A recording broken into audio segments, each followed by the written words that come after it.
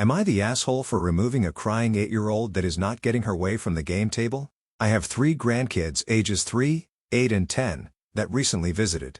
They all are great kids that are well-adjusted and generally well-behaved, but the middle one has a bossy temperament and a manipulative streak. The 8-year-old will start crying if she does not get her way, and her parents' technique is to reason with her. I asked the child if she would give me a hand in the kitchen, for which she replied, "No, I don't think so." I said nothing and moved on to the other kids and asked them. The help I was requesting was to taste the whipped cream I just made. When she realized that I wanted a taste test, now she was all for helping. However, I told her I asked someone else to lick the spoon since she said no, which of course she blew up with one of her little tantrums. Apparently I was being cruel for treating her that way and she was instantly coddled by her mother. The second incident was after dinner when I was in the midst of cutting the cake. The child pointed to one to lay claim on it. Her father stated that the slices were big and to cut them in half. The child instantly started crying and said that she did not want hers cut in half and cried more when I started to cut. I said, "Why are you crying?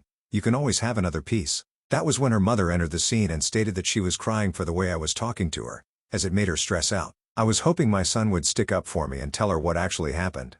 The next incident was when she and her sibling were about to play a game of chess and both wanted to be white, and of course she started crying over this. Instead of them continuing to argue, I stepped in and stated that in all games of chess we decide on who gets white by placing a piece of each color in our hands and selecting a hand, and whatever color you choose is the color you play. Well, she goes along with this but selected the hand with the black piece and she started crying louder, at which point I gently lifted her off the chair and gently placed her on the ground, and calmly stated that she really did not want to play, and to let someone else get a chance to play.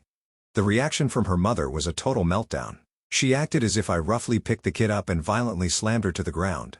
She was going on about I had no right to discipline her child, or for me to tell them how to disciple her children. She was actually yelling at me in front of the other kids and told them they would never visit again because of the way I treated that particular child.